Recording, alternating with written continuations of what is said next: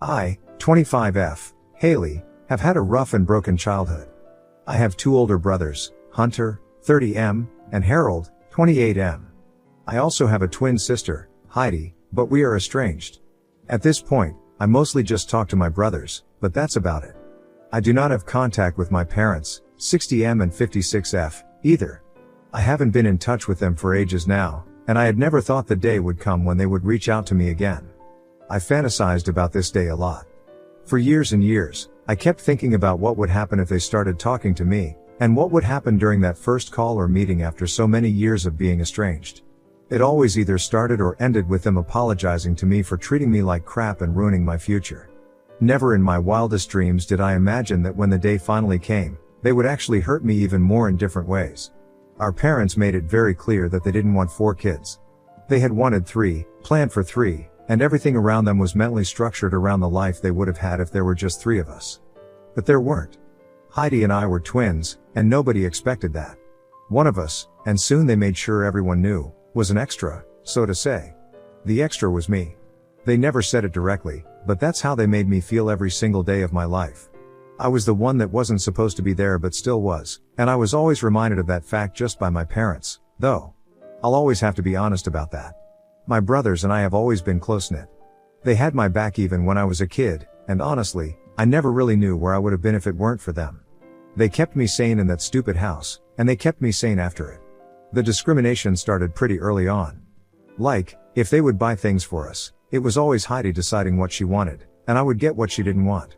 If mom had to make lunch according to the kids' preferences, it was always Heidi's preferences that came above mine. The thing was, the twins were one unit. We weren't seen separately, especially by our parents. And the unit essentially meant Heidi. It was Heidi and Heidi all along. It hurt like a bitch, and by the time I was 7 or 8, my brothers kind of understood what was happening. I don't know why it did, but it affected them, and in their own way, they tried to include me in things and activities. To my parents, I wasn't Haley, I was just not Heidi. And Heidi loved the attention. She lapped up every last drop of it like a hungry dog. She loved being the center of attention, and gradually, things got worse. I withdrew into my shell even more, and the only time I was even remotely social at home was with my brothers. They didn't like her much because she didn't interact with them. When she did, it was always as though she was somehow above all of us, and whatever she said had to be the rule. That's not how siblings, especially brothers, operate. She had gotten princess treatment her entire life, and she thought that Hunter and Harold would extend the same to her. They never did, so she was never close to them. Both of us did well in school. We used to have similar grades, but hers gradually slipped as we reached high school. She was involved in some extracurricular activities, and her social life was bomb, so maybe that was the reason.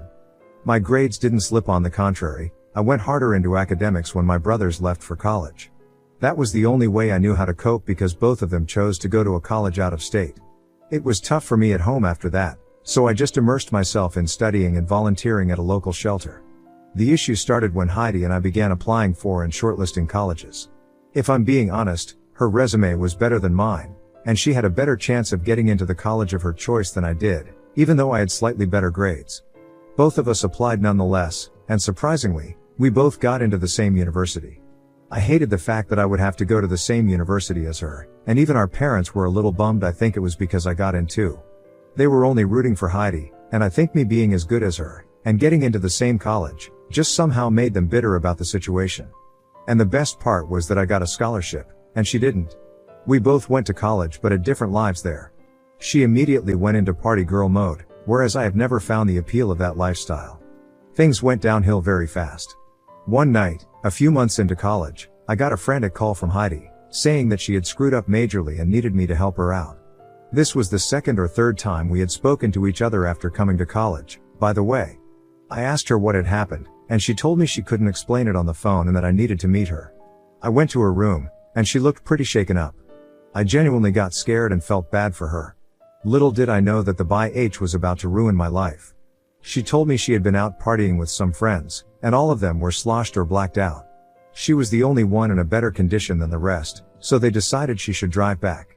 But she was drunk as hell too, and she lost control of the car and rammed into the wall of a house. She said the police had come, and they had asked her to go to the station again tomorrow, and she was scared because she didn't want to have a record. I asked if she had spoken to mom and dad, and she said she had, but they were furious with her, and she didn't want to talk to them. She said she wanted to head out for some air and grab a bite. I don't know why I didn't notice, but she took my wallet with hers. What happened next was the kind of betrayal I wouldn't have expected from my enemies. I stayed with her the entire night. She took a while to come back, and when she did, she looked much better than before. I went back to my room, and the next day, I was summoned by my department head, saying he wanted to meet me urgently. When I went to meet him, I saw cops there. I thought they had come for Heidi, but they had actually come for me. They asked why I was drinking and driving last night and said the university had decided to have a disciplinary inquiry against me. I was shocked and told them they had the wrong girl, that it wasn't me but my twin. They said the offender had registered herself as Haley Porter and had shown them the ID, so I needed to cut the crap. It all began to make sense now. Heidi, the little bitch, had called me on the pretext of feeling scared and wanting support, but she had ultimately ended up submitting my ID to the police when she had gone out the previous night. Once she returned, she asked me to drink a little, and I was stressed, so I obliged, ensuring that if I got tested for alcohol, the results would come out positive. I begged them to understand and told them the truth, but they thought it was too far-fetched to be real. I was let go, and I was devastated. I called Heidi, but she didn't answer. Then I called Mom and Dad, and they said I needed to understand that her career would be ruined if I didn't help her out, especially because she had taken so many loans, whereas I had a scholarship. They told me I owed this to my sister and that I wouldn't have to bear the brunt of this more than my sister would. I just couldn't believe they would stoop to this level to protect her. It was unreal, the way they were behaving. I had always known they loved her more, but this was like a slap in the face.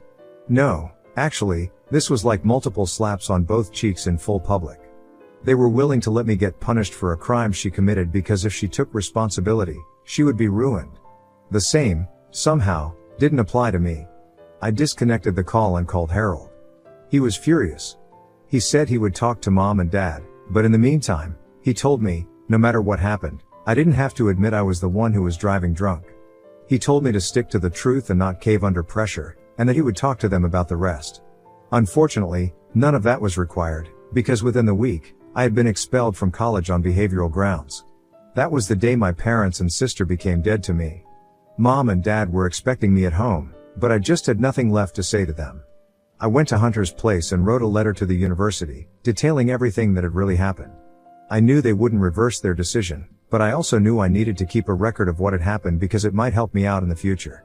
I went completely no contact with my parents. They tried to reach out a few times, but I never responded. My brothers were my rock during this time. From what they tell me, and I don't ask much, if I'm being honest, they ripped Mom and Dad a new one and made sure the extended family and some of their friends knew what really went down. They say Mom and Dad are kind of ostracized from the larger community because of this little misadventure. Hunter and Harold are low contact with them too. They say all their lives, Mom and Dad have only wanted to be parents to Heidi, so we're just granting them their wish. I stayed rent-free with Hunter for a couple of months. I picked up a job, but he didn't let me contribute to anything. He asked me to save up the money because it would help with college. I ended up going to college the next academic year. I think, in the end, what happened was actually beneficial for me, even though it shouldn't have happened. I was finally able to study what I really wanted to, and even though I had to take out some loans, I knew there was no Heidi here, and I could live life on my own terms. So while there is an entire year and an unexplained expulsion on my CV, I ended up studying what I love and found a job I love. I graduated 2 years ago, and I landed a good job straight out of college. The job, however, was on the other end of the country, so it was quite weird, shifting and moving out. However, I have been working for the past 2 years now, and things are good. I like the way my life is now. Heidi and my parents do try to get in touch once in a while, but I just don't respond. I have moved forward in life, and I don't need them in mine anymore.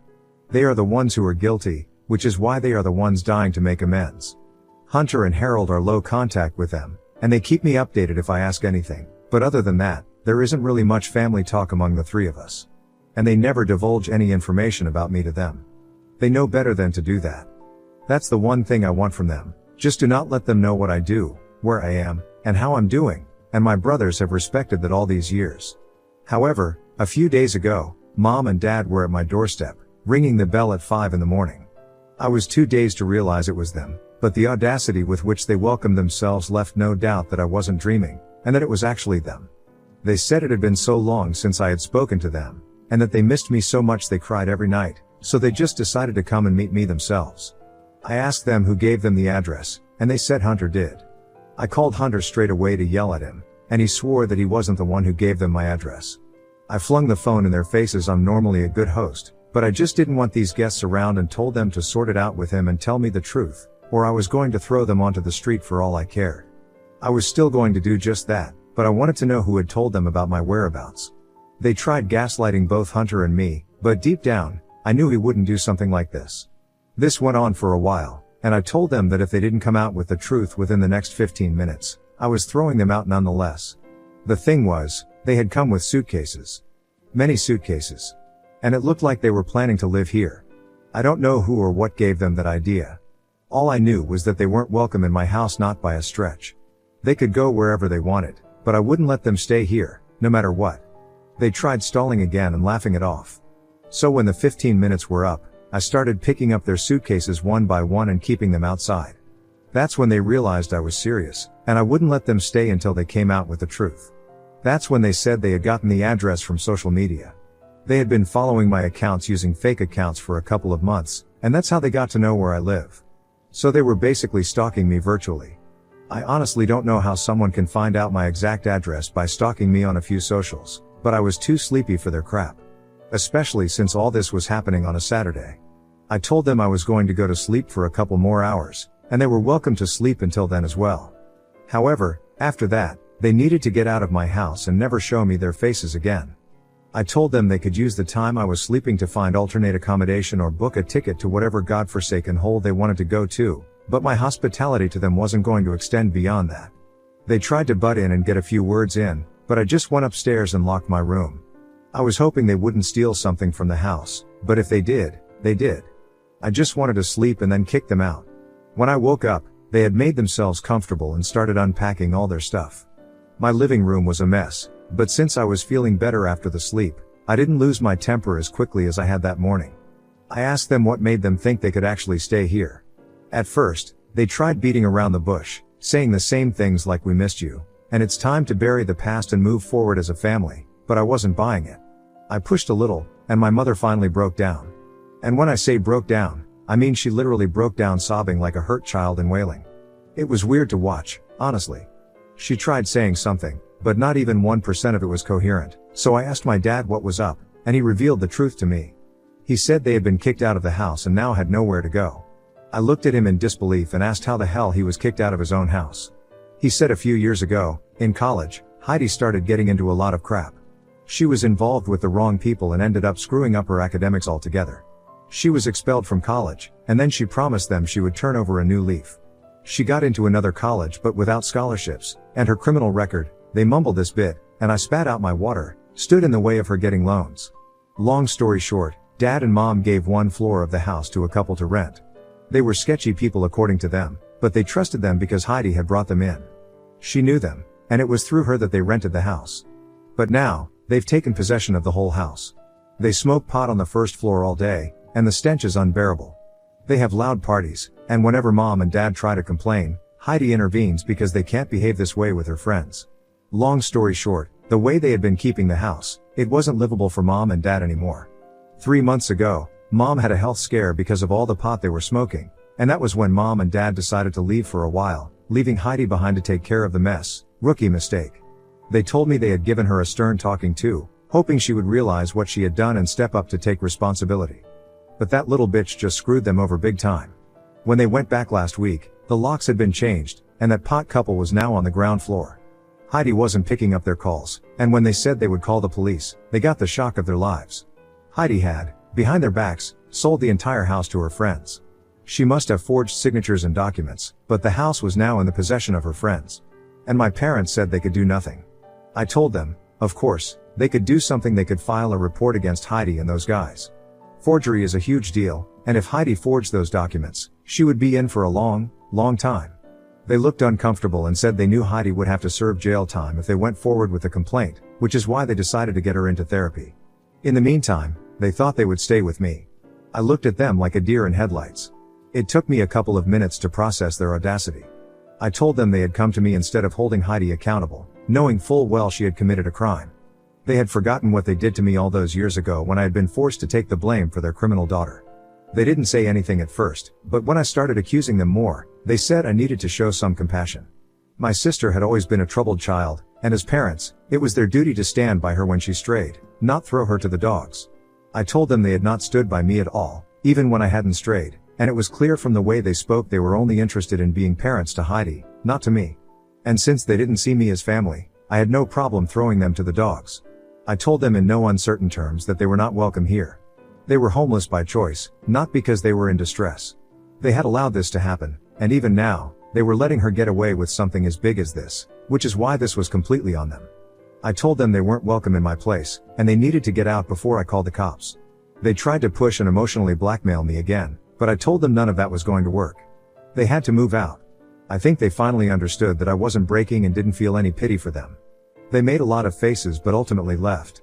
Even at the end, they kept telling me I needed to reconsider, that they wouldn't have anywhere to go, but I just said that was on them. It wasn't my problem. They had other children to beg in front of. But they were dead to me, and I wouldn't be helping them out, no matter what situation they were in. They looked defeated and finally left, but my head has been pounding since. This was 3 days ago, and I don't know where they've gone. They haven't tried contacting me, and I'm glad, but I can't help but wonder where they might have gone. Update 1, I know it hasn't been long, but I have an update for all of you. Hunter called me yesterday and told me Mom and Dad had come to his place unannounced. I had informed both him and Harold when they had come, and I was expecting them to go to Hunter's. Harold doesn't live nearby, so he is safe. Hunter told me they unloaded their sob story right at the beginning. And now they villainized me, saying I kicked them out of the house, and they knew that favoring Heidi was the right thing to do because I had grown up to be a bitch anyway. Hunter mumbled that Heidi was a bigger bitch because she stole their home, but they kept defending her, and Hunter was exhausted. Hunter lives with his girlfriend, Sia, and she was furious about how they had randomly dropped by, with baggage in hand. And Sia is a no-nonsense person. She doesn't have the bandwidth for anyone's bullcrap, and she doesn't mince words when she talks. She straight up asked them how long they planned to stay. They said they would be here for a while. She asked again how long the while would be, and they said a couple of days. They kept giving vague answers, and she just lost it. She asked them to give her an actual date so she could plan accordingly. That's when they said they didn't have a date in mind because, since they had nowhere else to go, they were waiting for Heidi to come to her senses so they could move back into the house. That confession was what Sia was waiting for. She said she would let them stay as long as they wanted and as long as it took for the issue to be resolved. Before she could finish, they started rejoicing, but the main part comes later. She told them there was a caveat. My mother piped in, saying they wouldn't disturb their privacy and would clean up after themselves. She said she didn't have any issues with late-night parties or anything, trying to paint the picture of the perfect guest. Sia laughed and said that wasn't what she was talking about. She said she would let them stay only if they pressed charges against Heidi and took active steps to regain possession of their house. Hunter told me it looked like someone had stabbed them with a dagger. They said she was being cruel, and they couldn't do it, but Sia was adamant. She said this was the only way they could stay, and now they had a choice to make. She said she was offering them a roof, but they had to do the right thing in return. If they still chose to protect Heidi, that was on them, and they couldn't turn around and blame their kids. And, to nobody's surprise, they refused.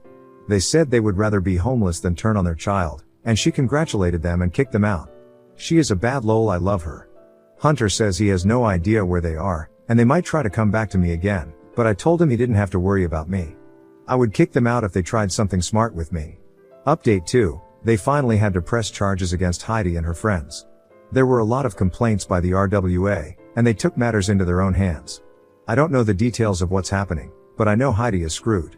They aren't talking to Hunter or Harold, and we're just ecstatic to be rid of them at this point. Heidi tried getting in touch with Hunter and asked him to knock some sense into Mom and Dad, but he hasn't responded. That's the last we've heard from them, and I hope it stays that way.